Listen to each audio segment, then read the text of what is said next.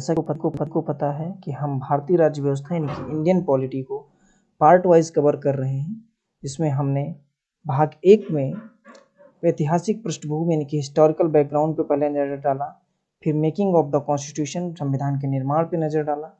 तीसरे वीडियो में हमने salient feature of the Indian constitution देखी। चौथे वीडियो में प्रियम्बल ऑफ द कॉन्स्टिट्यूशन यानी कि संविधान की प्रस्तावना क्या है को देखा। आज हम देखने वाले हैं संघ एवं इसका क्षेत्र, यूनियन एंड इट्स टेरिटरी। तो चलिए शुरू करते हैं और देखते हैं यूनियन एंड इट्स टेरिटरी। संविधान के भाग 1 के अंतर्गत अनुच्छेद 1 से 4 तक के संघ एवं इसके क्षेत्र की चर्चा की गई है। राज्यों का संघ, इसका मतलब क्या है? अनुच्छेद 1 में कहा गया है कि इंडिया यानी भारत बजाय राज्यों के समूह के राज्यों का संघ। यह व्यवस्था दो बातों को स्पष्ट करती है, एक देश का नाम और दूसरी राज्य पद्धति का प्रकार। संविधान सभा में देश के नाम को लेकर किसी तरह का कोई मैतक्य नहीं था।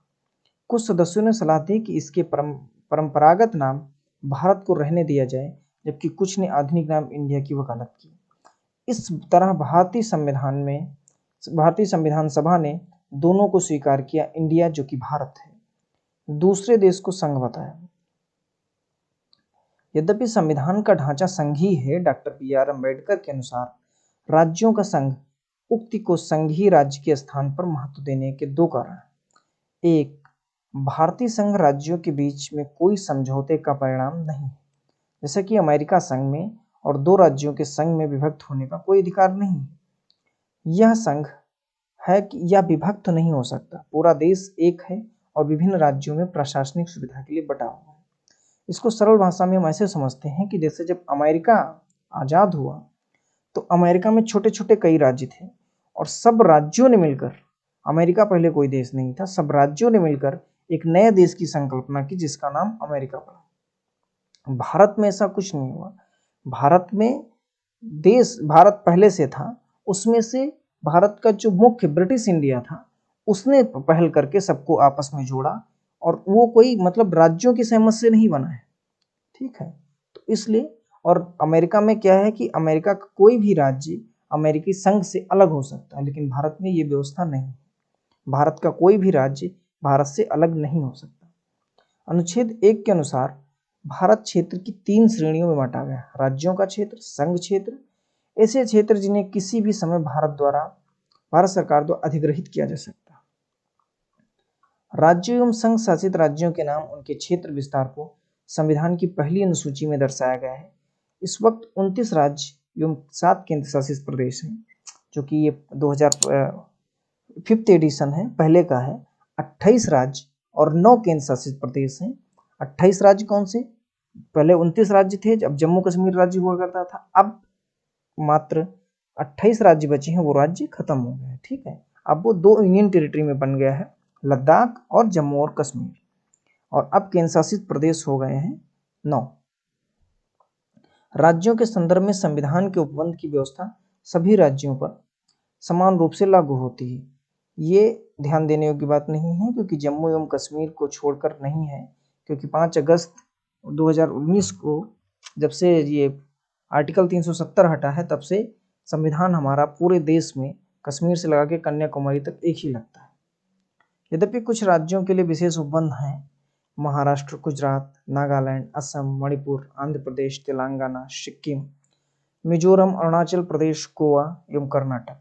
इसके अतिरिक्त 5वीं एवं 6ठी अनुसूची में राज्यों के भीतर अनुसूचित एवं जनजाति क्षेत्रों के प्रशासन के लिए विशेष उपबंध है।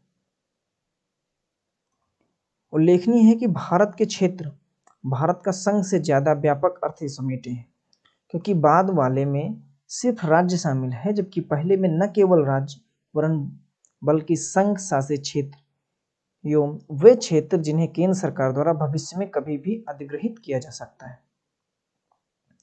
शामिल है। संघीय व्यवस्था में राज्य इसके सदस्य हैं और केंद्र 7 शक्तियों के साथ बंटवारे में हिस्सेदार है। दूसरी तरफ संघ शासित क्षेत्र एवं केंद्र द्वारा अधिग्रहित क्षेत्र में सीधे केंद्र सरकार का प्रशासन होता है। एक संप्रभु राज्य होने के नाते भारत अंतर्राष्ट्रीय कानूनों के तहत विदेशी क्षेत्र का भी अधिग्रहण कर सकता है। उदाहरण के लिए सत्तांतरण संधि के अनुसार खरीद, उपहार या लीज व्यवसाय जिसे अभी तक किसी मान्य शासक ने अधिग्रहित न किया हो। जीत या हार कर उदाहरण के लिए भारत ने संविधान लागू होने के बाद कुछ विदेशी क्षेत्रों का अधिग्रहण किया, जैसे दादर और नागर हवेली, गोवा, दमन एवं दीव, पुदुचेरी, सिक्किम। इन क्षेत्रों के अधिग्रहण के बाद में आगे चर्चा की जाएगी। अनुच्छेद 2 में संसद को यह शक्ति दी गई है कि संसद विधि द्वारा ऐसे निबंधनों और शर्तों पर जो वह ठीक समझे संघ में नए राज्यों का प्रवेश या उनकी स्थापना कर सकेगी। इस तरह अनुच्छेद 2 संसद को 2 शक्तियां प्रदान करता है। नए राज्य को भारत के संघ शामिल करने और दूसरा नए राज्यों को गठन करने की शक्ति। पहली शक्ति उन क्षेत्र राज्यों के प्रवेश को लेकर है जो पहले से अस्तित्व में है, जबकि दूसरी शक्ति नए राज्यों के अस्तित्व में नहीं के गठन को लेकर है। अर्थात अनुच्छेद 2 उन राज्यों जो भारतीय संघ के हिस्से नहीं है के प्रवेश एवं उनके गठन से संबंधित है।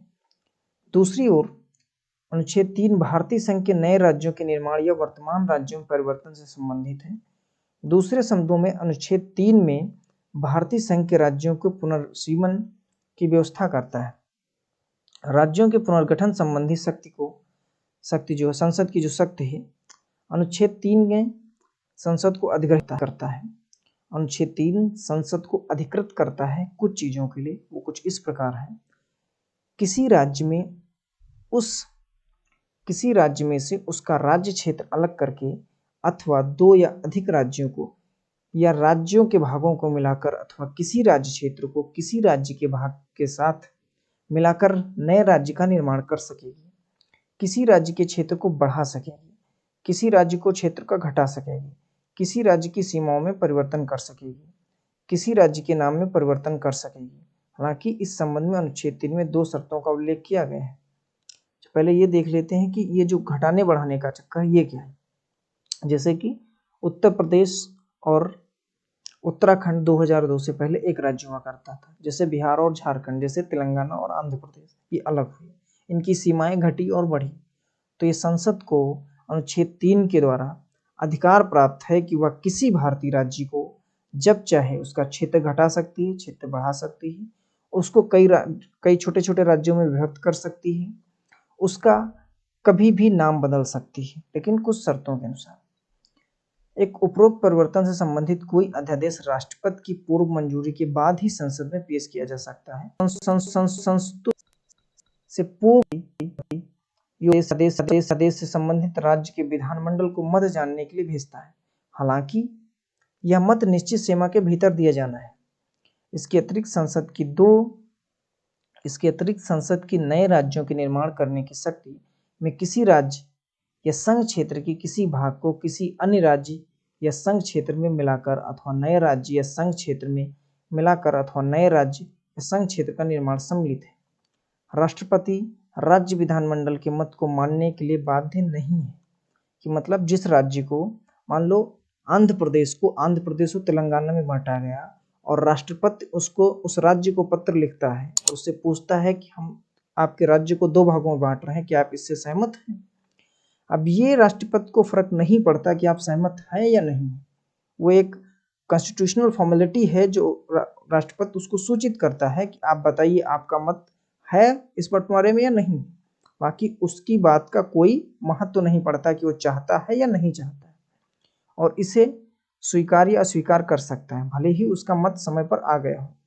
संशोधन संबंधी अध्यादेश के संसद में आने पर हर बार राज्य के विधानमंडल के लिए नया संदर्भ बनाना जरूरी नहीं है। संघ क्षेत्र के मामले में संबंधित विधानमंडल के संदर्भ की कोई आवश्यकता नहीं है। संसद जब उचित समझे स्वयं कदम उठा सकती है। तो राज्य के विधानमंडल से कोई विशेष मतलब नहीं है। इस तरह यह स्पष्ट है कि संविधान संसद को यह कि वह नए में परिवर्तन करने, नाम बदलने या सीमा में परिवर्तन के संबंध में बिना राज्यों की अनुमति से कदम उठा सकती है। दूसरे शब्दों में संसद अपने अनुसार भारत के राजनीतिक मानचित्र का पुनर्निर्धारण कर सकती है। इस तरह संविधान द्वारा क्षेत्रीय एकता या राज्य के अस्तित्व की गारंटी नहीं दी गई है।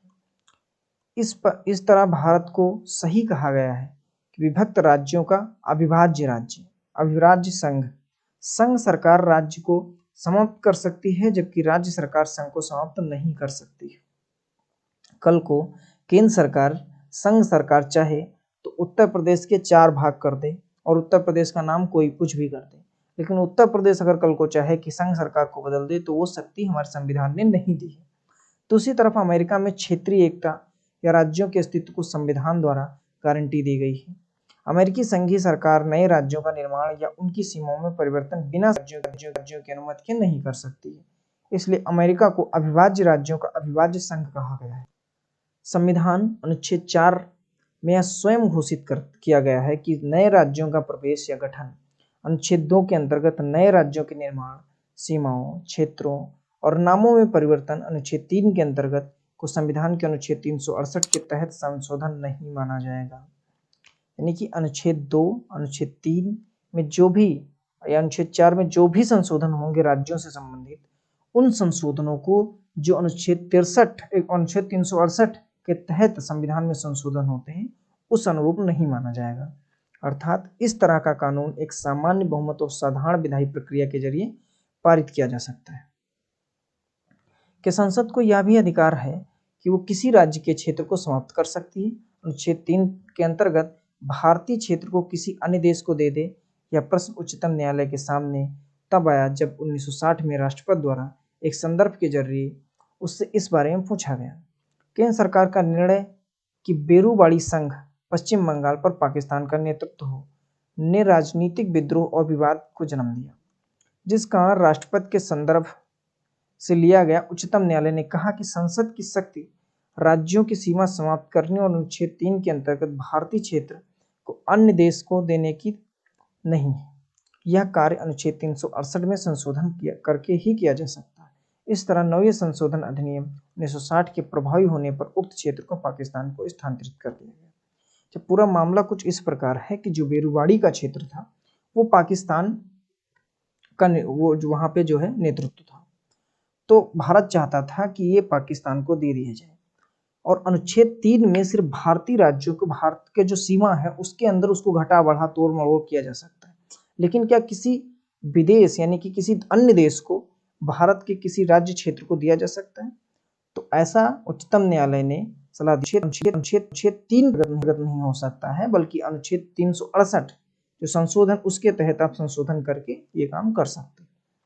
दूसरी तरफ 1969 में उच्चतम न्यायालय ने व्यवस्था दी कि भारत और अन्य देश के बीच सीमा निर्धारण विवाद को हल करने के लिए संवैधानिक संशोधन की जरूरत नहीं है।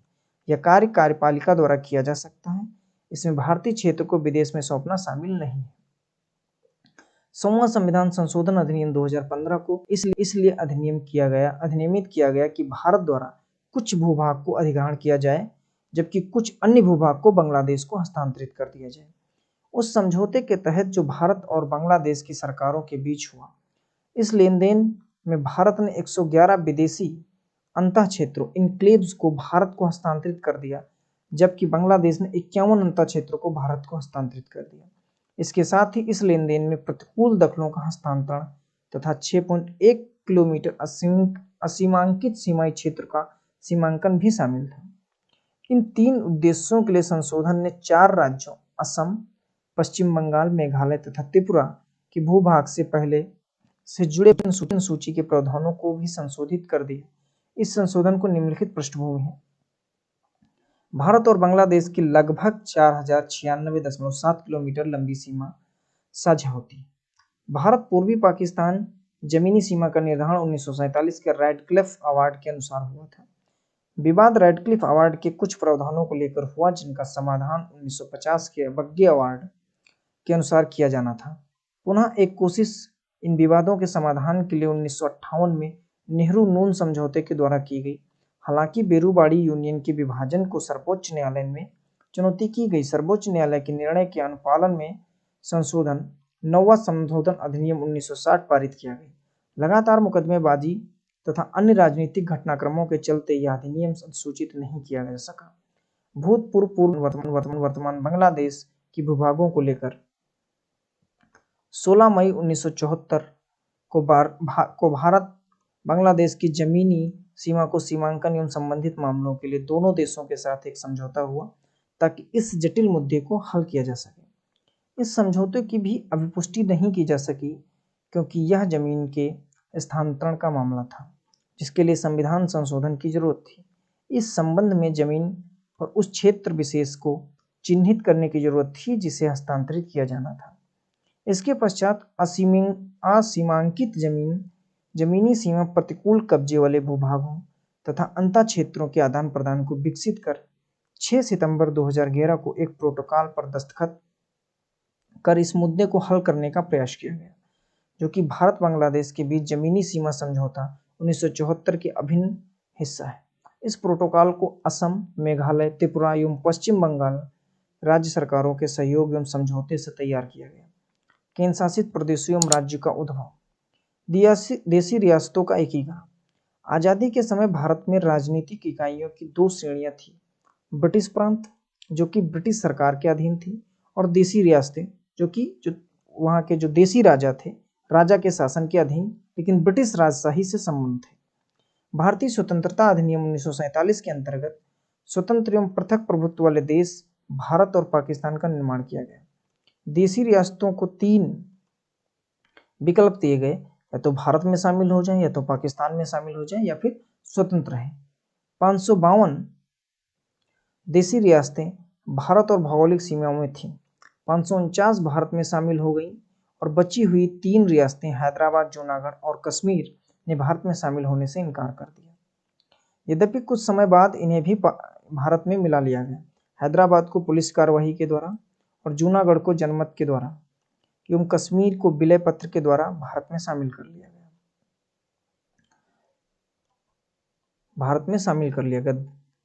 1950 के संविधान ने भारतीय संघ के राज्यों के 4 प्रकार से वर्गीकृत किया था, जिसमें भाग का था, भाग खा, भाग गा व भाग घा। ये सभी संख्या में 29 राज्य थे। भाग का में वे राज्य थे जहां ब्रिटिश भारत में गवर्नर का शासन था। भाग खा में 9 राज्य जहां विधानमंडल के साथ शाही शासन। भाग गा में ब्रिटिश भारत के मुख्य आयुक्त का शासन एवं कुछ में शाही शासन था। भाग गा में राज्य कुल 10 का केंद्रीकृत शासन था। अंडमान एवं निकोबार द्वीप के अकेले भाग घा राज्य में रखा गया था। धार आयोग एवं जेपीपी सीमित थे। इससे पहले जो 1950 में भारतीय क्षेत्र थे, वो कुछ जो भाग का में वो एक टेबल दी गई है कि असम, बिहार, बम्बई, मध्य प्रदेश, मद्रास, उड़ीसा, पंजाब, संयुक्त प्रांत और पश्चिम बंगाल। भाग खा में जो राज्य थे वो कुछ इस प्रकार है: हैदराबाद, जम्मू कश्मीर, मध्य भारत, मैसूर, पटियाला एवं पूर्वी पंजाब, राजस्थान, सौराष्ट्र, त्रावणकोर, कोचीन और विंध्य प्रदेश।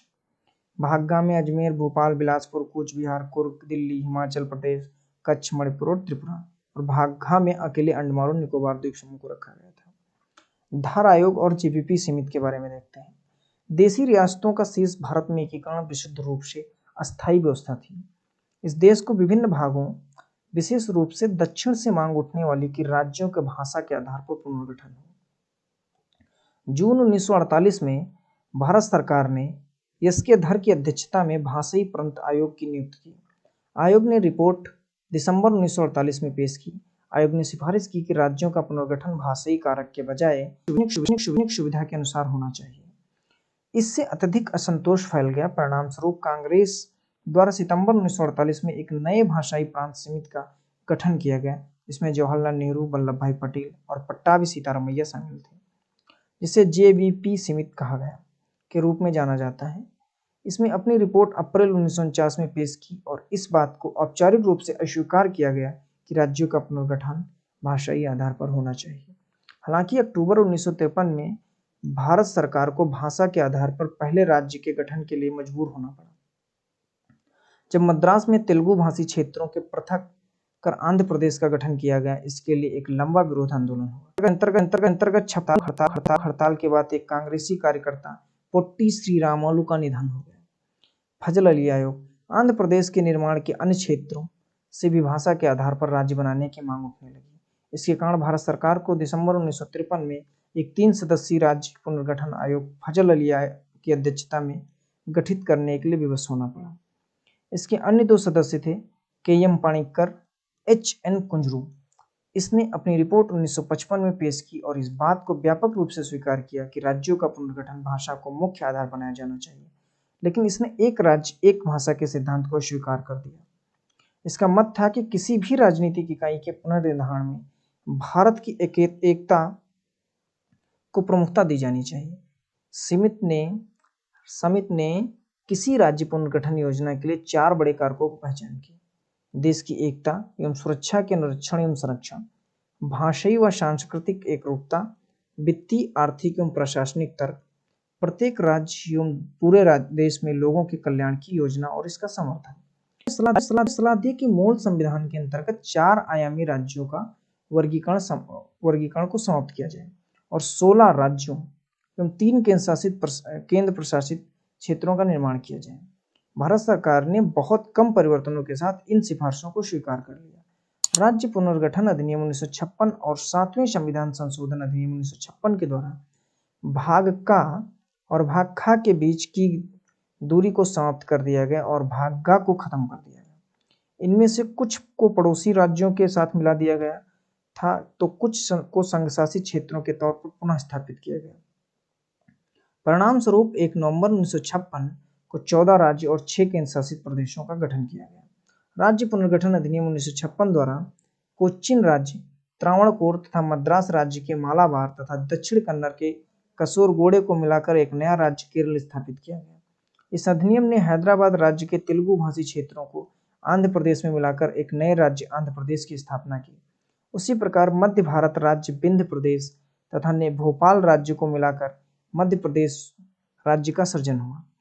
पुनः इसने सौराष्ट्र और कच्छ राज्य को बॉम्बे राज्य में, कुर्ग राज्य को मैसूर राज्य में, पटियाला को पूर्वी पंजाब को पंजाब राज्य में तथा अजमेर राज्य को राजस्थान में विलयित कर दिया।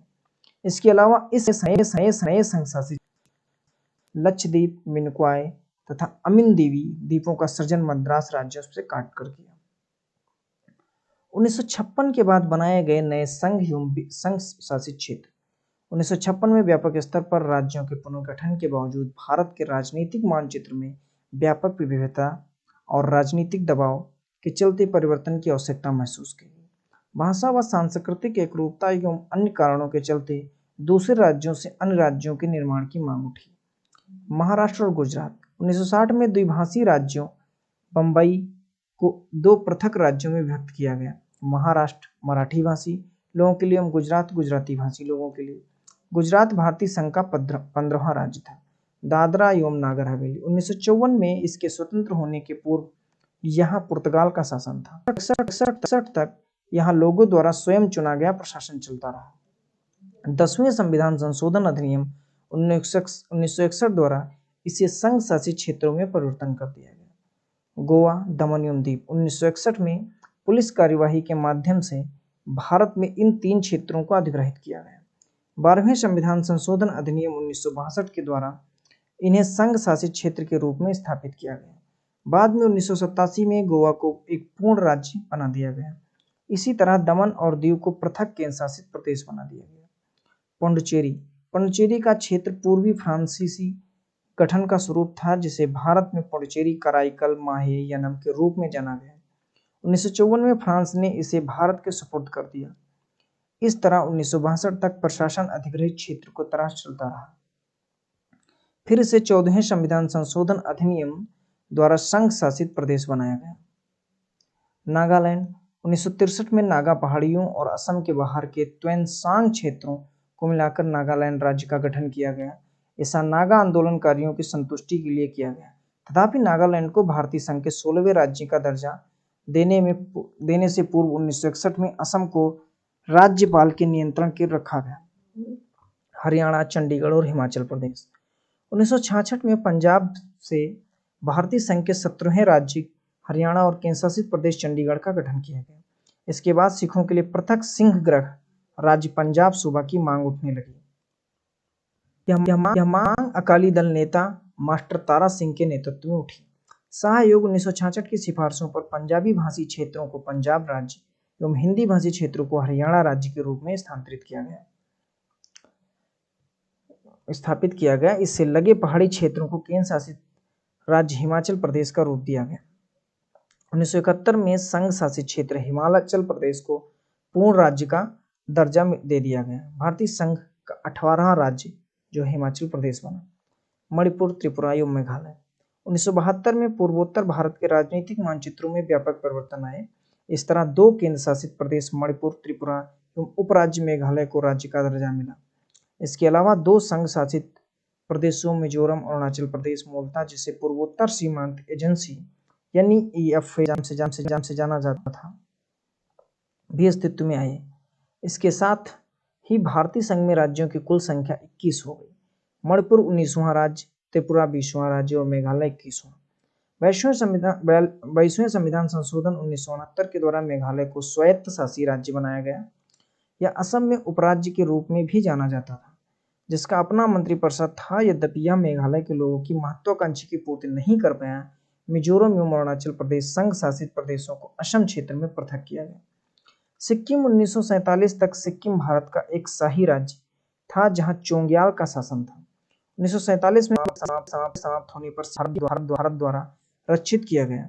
भारत सरकार ने इसके रक्षा, विदेश मामले एवं संचार का उत्तरदायित्व लिया।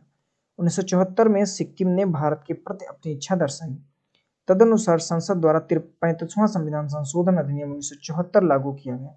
इसके द्वारा सिक्किम को एक संबद्ध राज्य का दर्जा दिया गया। इस उद्देश्य के लिए एक नए अनुच्छेद 2 का एवं नई अनुसूची 10वीं अनुसूची जिसके संबंध की शर्तें एवं नियम उल्लिखित किए गए को संविधान में जोड़ा गया। हालांकि यह प्रयोग अधिक नहीं चला। इससे सिक्किम के लोगों की महत्वाकांक्षाओं की पूर्ति नहीं हुई। 1975 में एक जनमत के दौरान उन्हें चोंग्याल के शासन को समाप्त करने के लिए मत दिया गया। इस तरह सिक्किम भारत का एक अभिन्न हिस्सा बन गया। इसी तरह 36वें संविधान संशोधन अधिनियम 1975 के प्रभावी होने के बाद सिक्किम को भारतीय संघ का पूर्ण राज्य बना दिया गया, जो कि 22वां बना। इस संशोधन के माध्यम से संविधान की पहली व चौथी अनुसूची को संशोधित कर दिया गया। कर अनुच्छेद 1971 को जोड़ा गया, जिसमें सिक्किम के प्रशासन के लिए कुछ विशेष प्रावधानों की व्यवस्था की गई। अनुच्छेद 2 का और 10वीं अनुसूची को भी निरस्त कर दिया, जिन्हें 1974 के 35वें संशोधित अधिनियम द्वारा जोड़ा गया। मिजोरम, अरुणाचल प्रदेश और गोवा। 1987 में भारतीय संघ में 3 नए राज्यों मिजोरम, अरुणाचल प्रदेश और गोवा 23वें, 24वें और 25वें राज्य के रूप में अस्तित्व में आए। संघ शासित प्रदेश मिजोरम को पूर्ण राज्य बनाया गया। यह निर्माण 1986 में एक समझौते के आधार पर हुआ, जिस पर भारत सरकार एवं मिजो नेशनल फ्रंट ने हस्ताक्षर किया, जिसने 2 दशक से चले आ रहे राजद्रोह को समाप्त किया। अरुणाचल प्रदेश भी 1972 में संघ शासित प्रदेश बना। संघ शासित प्रदेश गोवा, दमन एवं दीव से गोवा को पृथक कर अलग राज्य बनाया गया। छत्तीसगढ़, उत्तराखंड और झारखंड। सन 2000 में छत्तीसगढ़ खंड और झारखंड को क्रमशः मध्य प्रदेश, उत्तर प्रदेश और बिहार से पृथक कर नए राज्यों के रूप में मान्यता दी गई। ये तीनों राज्य भारतीय संघ के 26वें, 27वें और 28वें राज्य बने। तेलंगाना। वर्ष 2014 में तेलंगाना राज्य आंध्र प्रदेश राज्य के भूभाग को काटकर भारत के 20वें राज्य के रूप में अस्तित्व में आया।